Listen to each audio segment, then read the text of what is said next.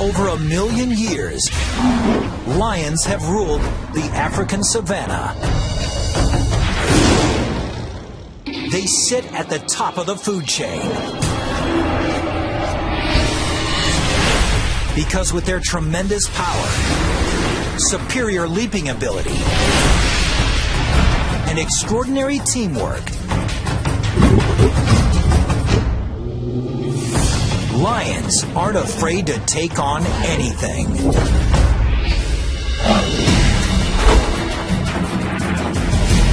The lion, king of the beasts.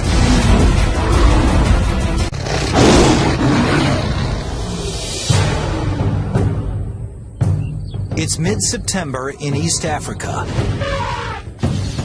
the dry season. These 12 adult lions and 6 cubs live together in a pride, an extended family that stays and hunts together for life. This season is particularly hot and dry, and much of the lion's prey is beginning to migrate to greener pastures, which means fewer hunting opportunities.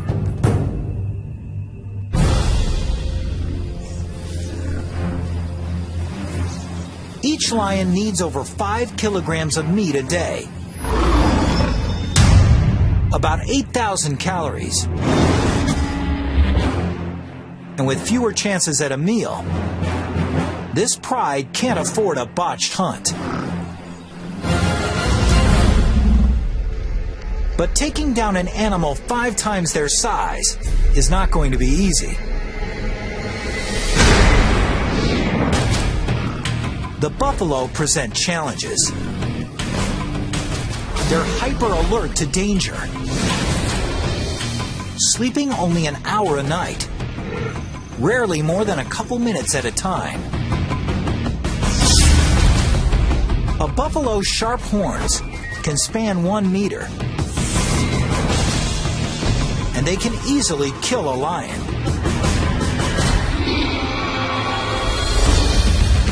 And buffalo protect their own. Smaller and weaker members stay in the middle of the herd, with mostly males forming a protective ring around the perimeter.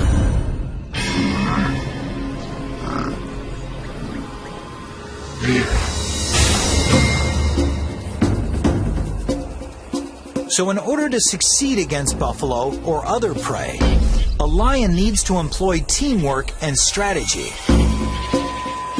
A lioness can catch a buffalo, but they can't bring it down by themselves. On the other side, a lioness could certainly eat a gazelle, but it can't catch a gazelle. It's not fast enough. So he's got this really tough. You need friends. You need friends. If these lions are going to share a meal of buffalo, each of them has to play its position well. Some are faster. They're able to run down the animal quicker. Some have the power, and they're a better animal for grabbing the muzzle of an animal or taking them down. Certain lions will find that they're more apt for doing certain challenges.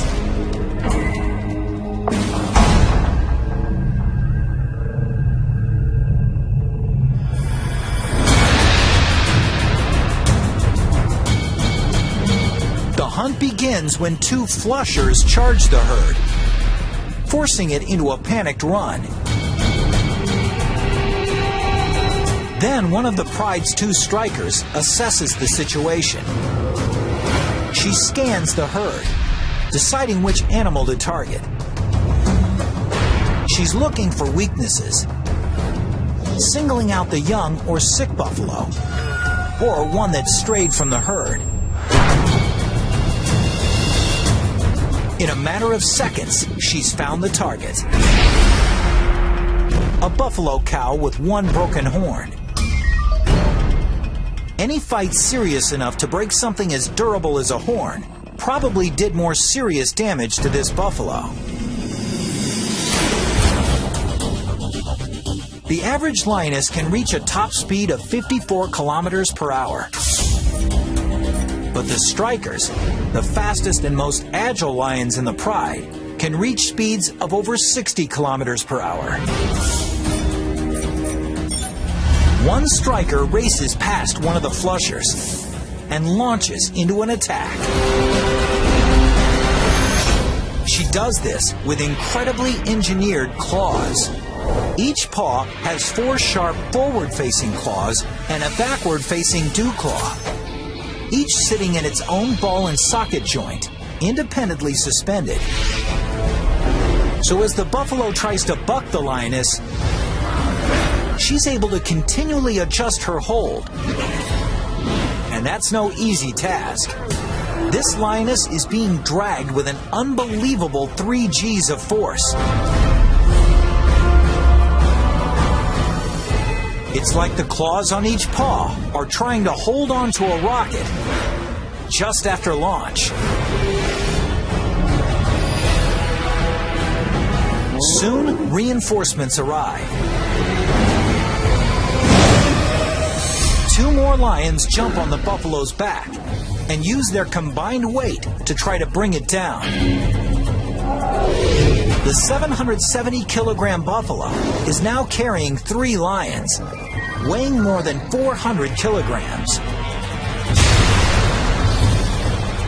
One lioness digs in with her massive canines, while another covers the buffalo's nose and mouth with her own mouth. Within 15 seconds, the buffalo experiences the onset of oxygen deprivation. He panics. This incites a spike in heart rate and rapid body movement, which, rather than conserving what little oxygen he has left, eats it up. The buffalo starts to lose consciousness. His muscles relax. Finally, it's over. But after all that hard work, the star huntress may not even get to eat.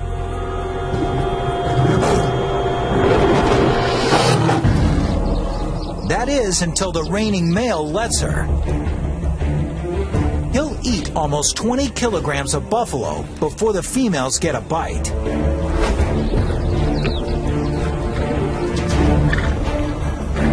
The male is predominantly the king, as it were, the head honcho, the big cheese. Prides typically have 2 or 3 males, but this pride has only 1. He protects the pride.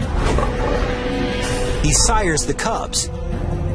And he patrols their territory, ensuring that no other lions encroach. He doesn't participate in the hunt as much as the females do, although he's the first to eat. That's good to be king.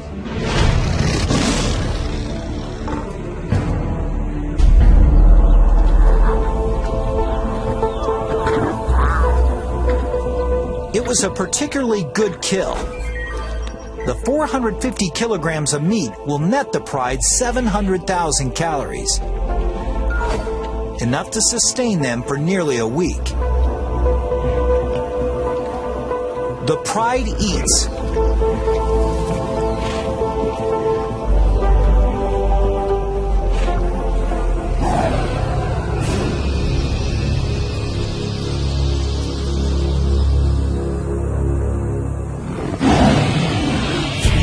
This roar from afar is a sound that spells trouble.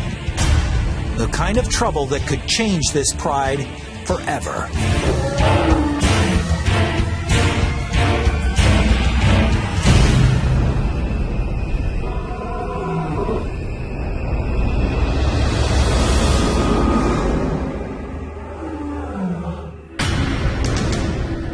An intruder is approaching.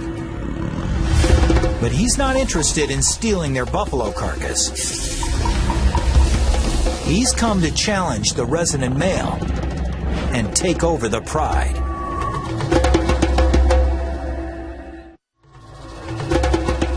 It's been a couple of years since the resident male was himself the challenger.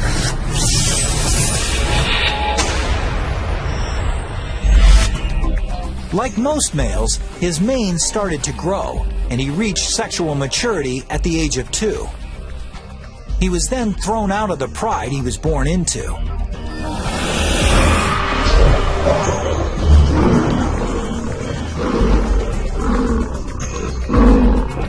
This serves an evolutionary purpose. Since he's related to all the females in his pride, he must leave in order to mate. But as a teenager, he wasn't strong enough to depose a resident male. So he roamed for more than a year, waiting for his moment to take over a pride. 2 years ago, he did.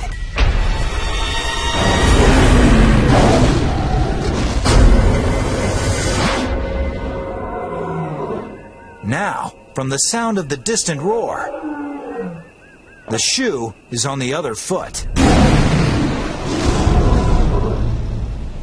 Personally, I've heard of lions roaring from 6 miles away. And when you realize how far away, it's like, God, but they seem so close.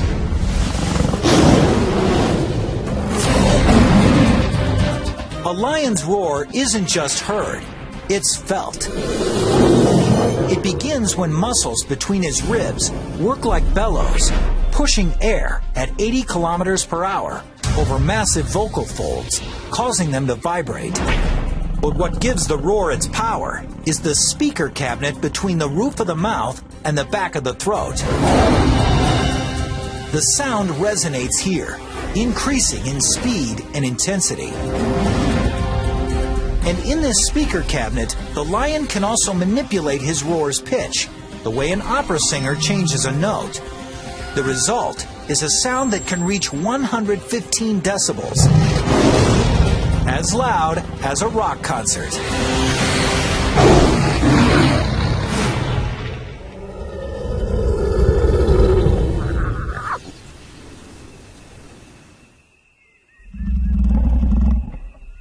Another roar comes, from much closer this time.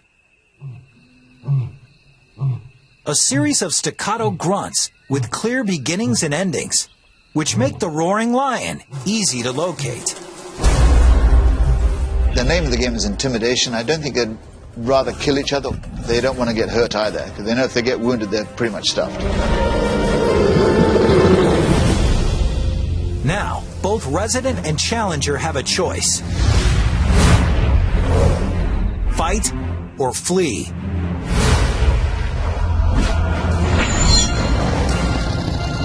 But it's no longer that simple. Suddenly, he sees that he's not just facing one lion, but 2.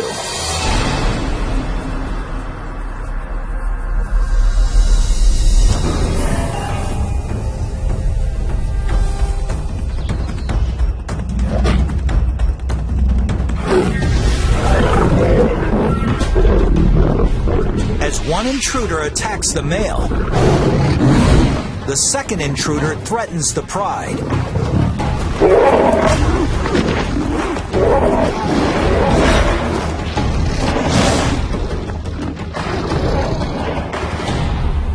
The resident male injures his paw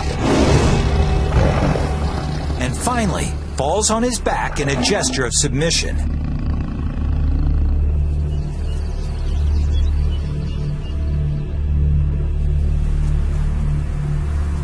His pride and the territory are no longer his. The more dominant of the 2 challengers becomes the new leader. And as he takes power, things take a brutal turn.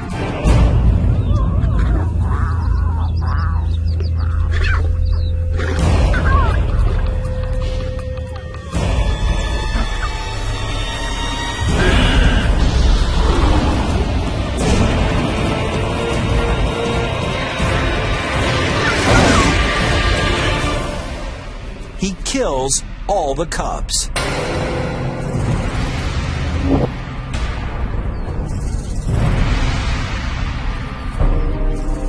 It seems very cruel, but basically he's just wanting to end the kingdom of this former male to start his own reign.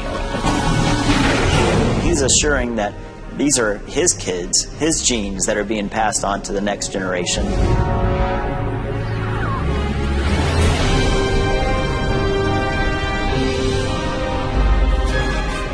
If the new leader can stay with the pride long enough for his cubs to reach adulthood, his genetic line will continue.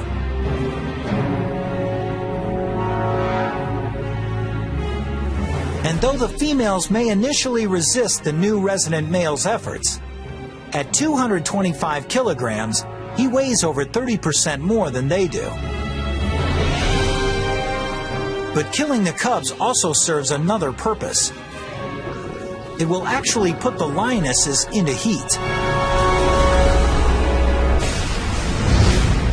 The years of stability in this pride are gone in a heartbeat.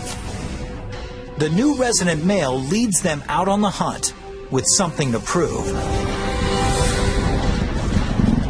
Today, they won't be hunting buffalo, but something far more substantial. This prey is over 5 meters tall and weighs 1,800 kilograms, with legs taller than a lion's entire body. Its kick can kill in one blow. I've seen a giraffe give a sideways kick. Can you hear the crack from 100 yards away? Caved his head in. If they're going to take down something that big, the males are going to have to join the hunt. There's no rule of thumb that say males don't hunt. They do. I've seen them actually going after giraffe. And that's a big animal. You need a lot of friends for that one. You need the weight to bring this beast down. A giraffe isn't just big and strong. It's fast and agile too. So the pride will need a unique strategy to succeed. They'll have to set a trap. 3 lionesses have herded this giraffe into a grove of acacia trees, where the rest of the pride is waiting.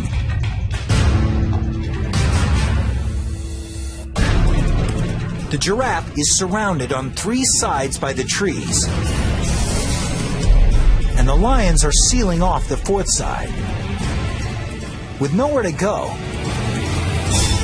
the giraffe begins to panic.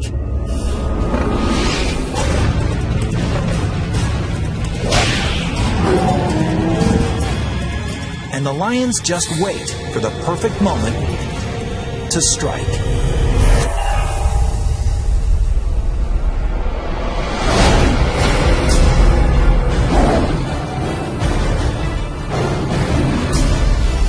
Even with an entire pride on him, this giraffe has no intention of going down easy.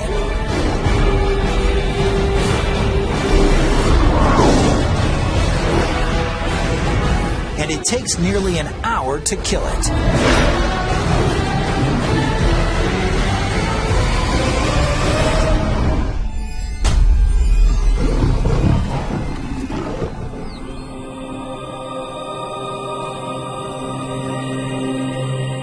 While the pride feasts on giraffe,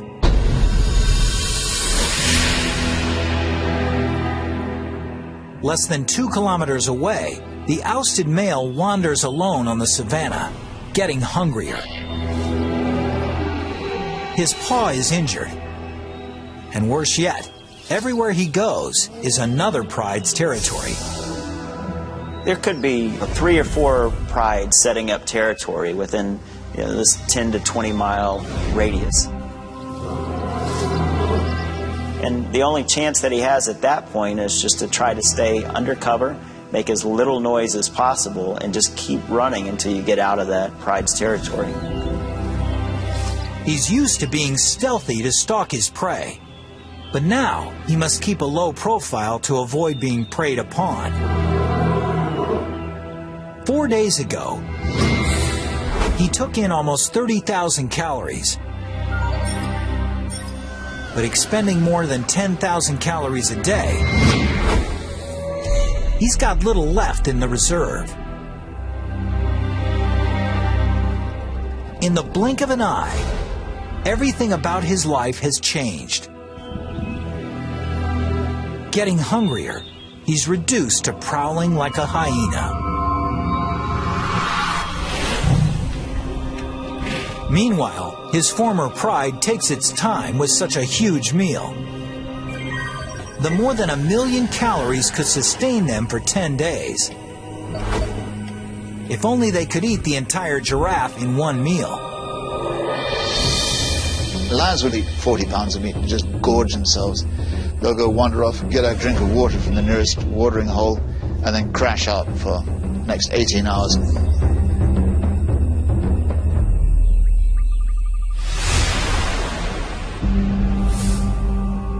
When they wake up,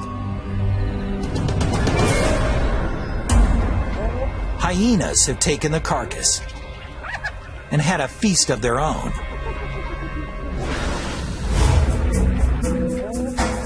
The giraffe could have lasted them more than a week. Instead, they'll be hunting the next evening.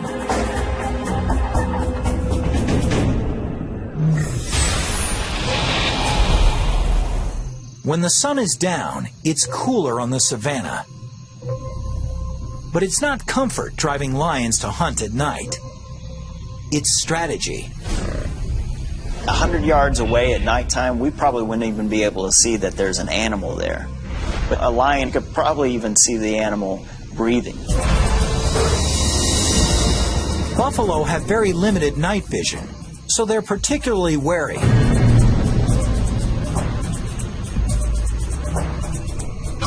One buffalo, however, wanders away from the herd. When the moon ducks behind a cloud and visibility diminishes even more, the lions, led by their striker, spring into action. Her eyeball, pupil, and lens are proportionately larger than other carnivores, and she can open her pupils 3 times larger than a human can. But the key to her night vision is the unique reflective coating at the back of her eye, which ensures that every possible photon of light makes it to the cells in the retina. It's so effective that in the absence of the moon and stars, even without any clouds reflecting skylight, a lion's eye can produce an image better than night vision goggles. The less light there is, the greater their advantage. Lions are twice as successful hunting at night as they are during the day. And on a moonless night, their success rate nearly quadruples. In total darkness, they're deadly. The unsuspecting bull sees nothing until it's too late.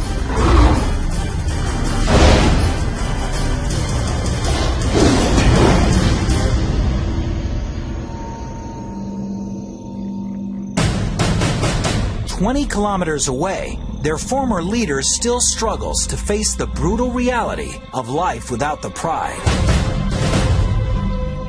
He sustained an injured paw in the fight he lost. And it doesn't seem to be healing quickly enough. Until it does, he can't hunt fast-moving prey. So he's been without food for 7 days. His body is beginning to break down muscle for energy, which means he's getting weaker. Luckily, though, his eyes are still good. He spots something in the distance, a sleeping hyena. His hunger spikes as he stealthily approaches to within striking distance.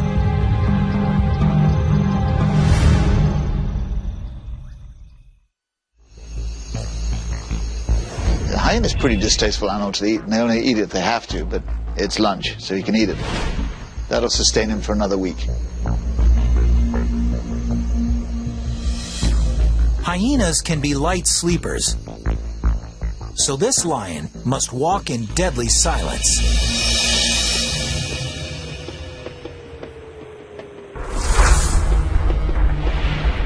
He can avoid breaking a twig underfoot by walking on his toes, where soft toe pads help him distribute weight over the balls of his feet.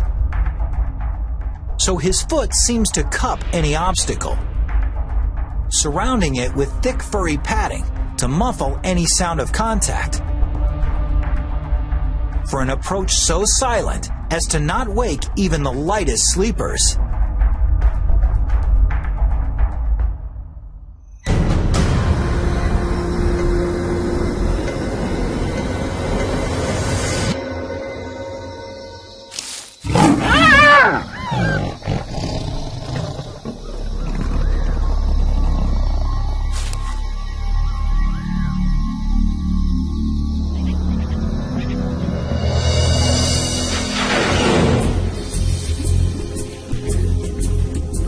The 40 kilograms of lean meat nets him about 60,000 calories. It's not a tasty meal, but he'll sleep with a full belly.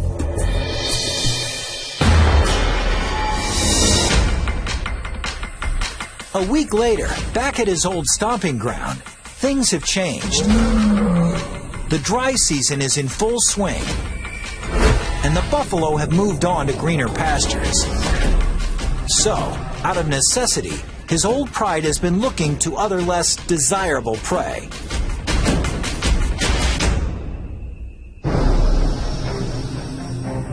This 55-kilogram impala would provide a decent meal for the pride. But the impala is a formidable opponent. No matter how difficult the challenge, however, these lions have to try.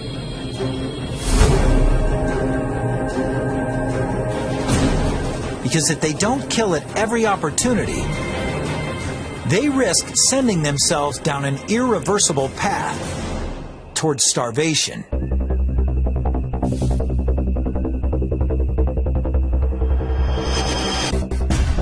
But with the impala's tremendous acceleration, one of the pride's flushers simply can't catch it. A second flusher can't either. But just when it looks like the impala will escape, the pride's fastest lion, one of its strikers, springs perfectly right at the impala's neck.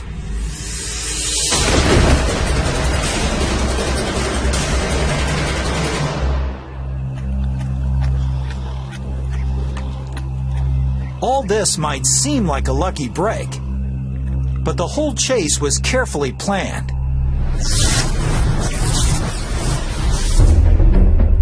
The first lioness's goal isn't to catch the impala, but to direct its course.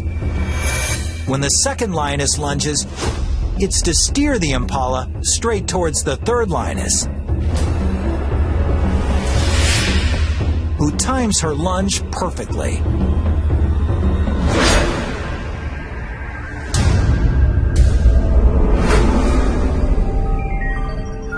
Each lioness nets about 4,200 calories.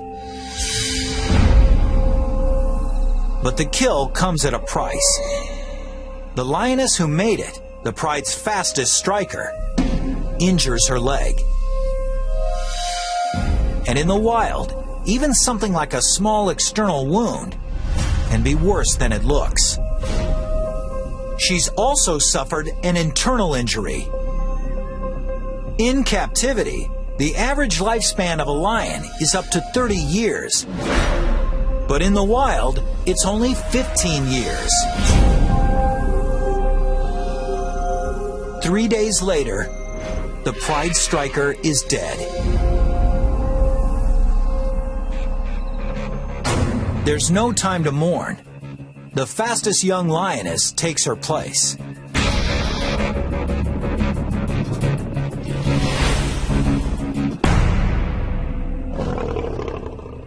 But for this pride's former leader, playing alone in a team sport, there's no such backup.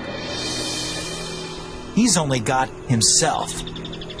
He may survive for a while, eating scraps or picking up whatever he can. It's been 2 weeks since the old lion was thrown out of the pride he ruled for 2 years. Since then, things have gone from bad to worse. In his heyday, the lionesses in his pride provided him with virtually all the meat he could eat. Without their help, now at a deficit of more than 50,000 calories, he's lost more than 6 kilograms. His body is feeding on itself.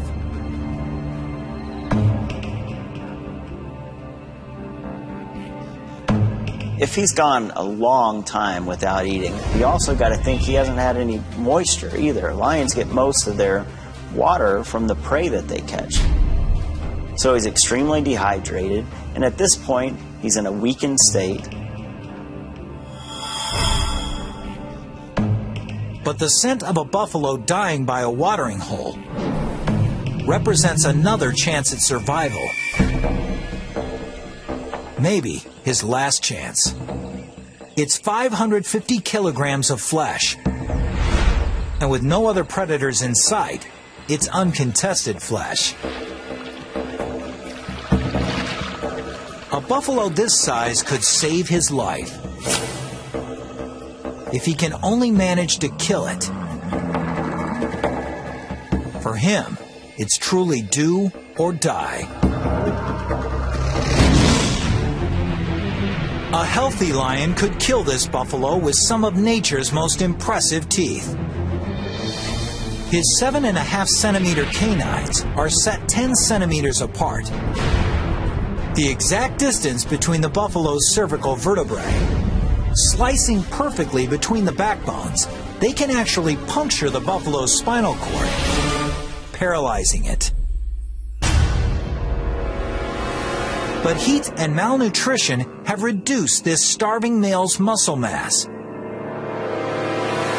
His canines can't get near the spine. They can't even pierce the skin. A healthy lion's canines can cut off the buffalo's flow of oxygen by clamping down around the trachea at an unbelievable 425 kilograms of force. 3 times more than a full-grown Rottweiler. But the old lion's bite force is far less than what it once was.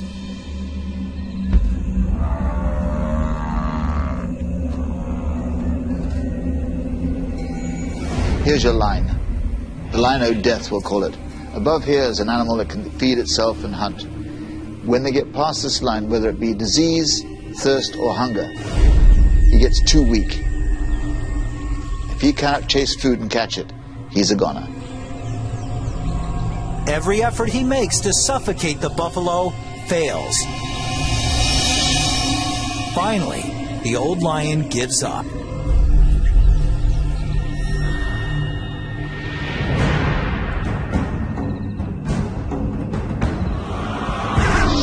Things are only slightly better for his former pride. In the last week, they've taken only 2 antelope and a wildebeest calf.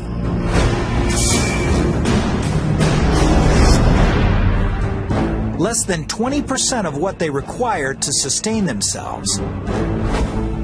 Hunting this smaller, faster prey means a greater reliance on the pride's fastest members. It's 2 strikers. But they're new strikers slow to catch on. Since replacing the lioness who'd been killed, she's struggled. She's letting the pride's other veteran striker do most of the work. And with only one functioning striker, the pride suffers.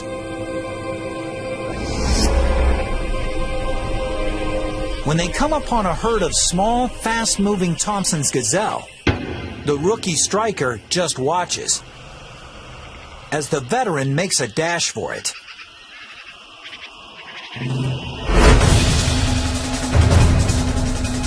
The younger, smaller gazelle isn't as fast as an adult, and it's less experienced at eluding predators.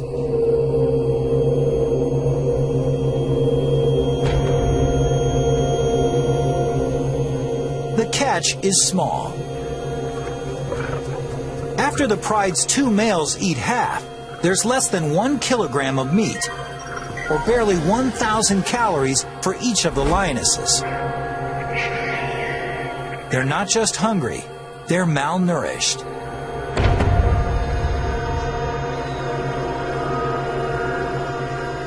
If they don't take larger prey soon, they could die. And once lionesses begin to die of starvation, it's not long before the entire pride is lost.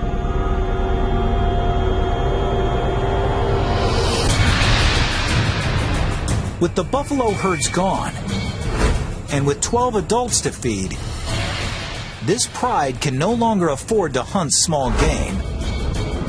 They have to go for whatever's in their path, no matter how dangerous.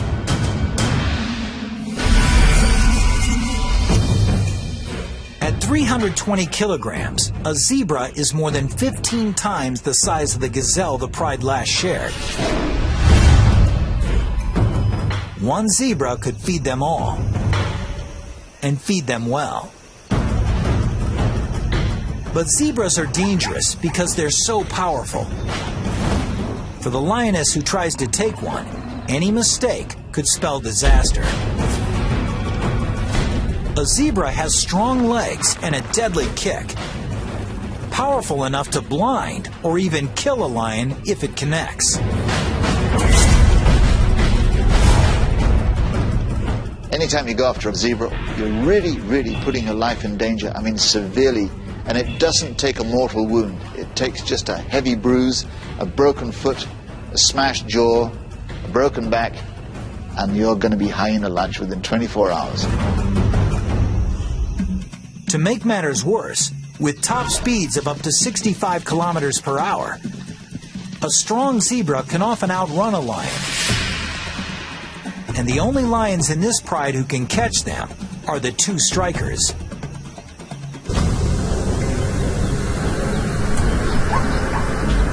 They hold, while one of the pride's flushers disperses the herd.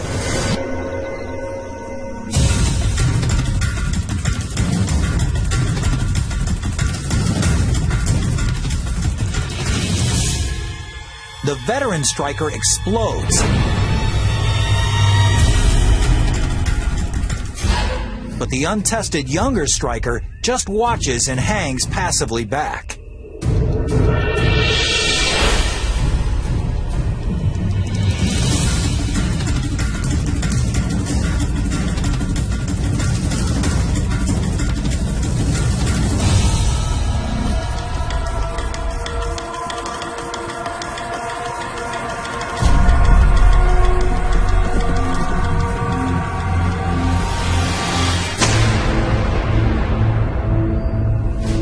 Why was this attack unsuccessful? It turns out that one of the biggest problems catching a zebra is seeing a zebra. Lions are colorblind. They have trouble distinguishing between the zebra's monochromatic vertical stripes and the tall green grass of the savanna.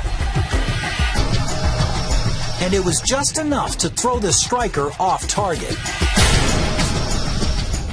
Without a precise leap onto the zebra's back, she has no hope of wrestling it to the ground.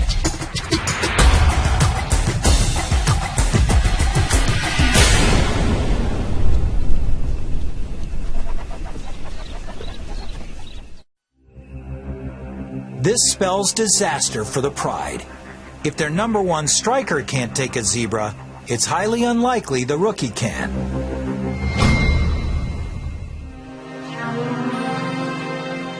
The pride moves off, but the rookie stays right where she is.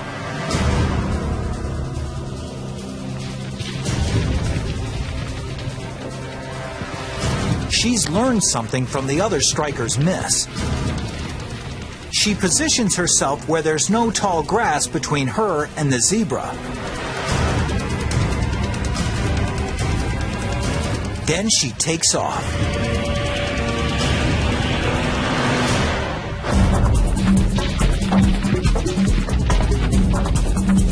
But if she's going to take this zebra down, she'll need a perfect leap and a perfect landing. A lioness is capable of leaping 10 meters. But to do so, all aspects of her anatomy need to work in perfect harmony. First, she'll need to be at the peak of her stride. She'll need extraordinary traction from her rear paws, which plant into ground moving by her at an amazing 17 meters per second. Her fore and back legs extend in perfect unison, triggering a spring-like explosion in her spine. The combination gives her the aerodynamics necessary to fly through the air.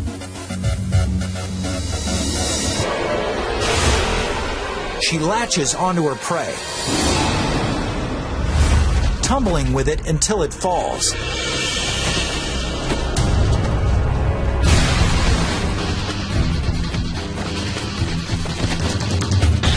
Each claw independently adjusts to the zebra's movements as it struggles. Finally, she clamps her jaws around the zebra's neck, squeezing at 425 kilograms of force and cutting off the zebra's flow of oxygen.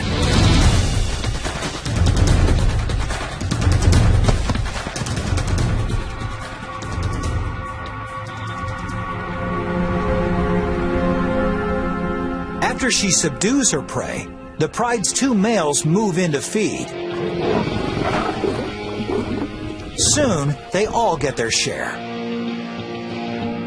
It took a week for the rookie to step into her role as one of their two strikers, but when the chips were down, she saved the pride. They all gorge on the 320-kilogram zebra until each of its members can hardly move.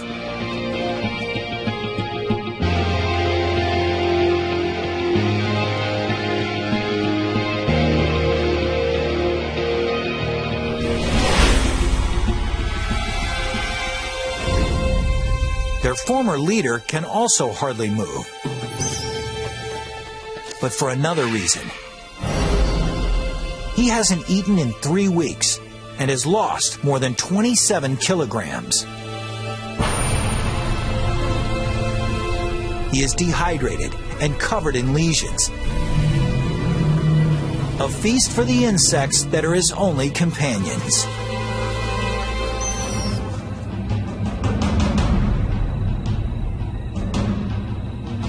It's a cruel and lonely end for the exiled king. But it's the same fate suffered by the male he deposed, as well as what awaits the males who deposed him, too.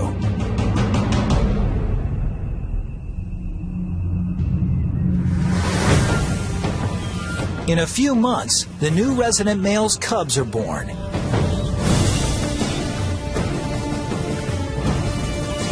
Someday, if they're lucky, they'll grow up to lead prides of their own. Just like someday they'll be challenged by younger males for those prides.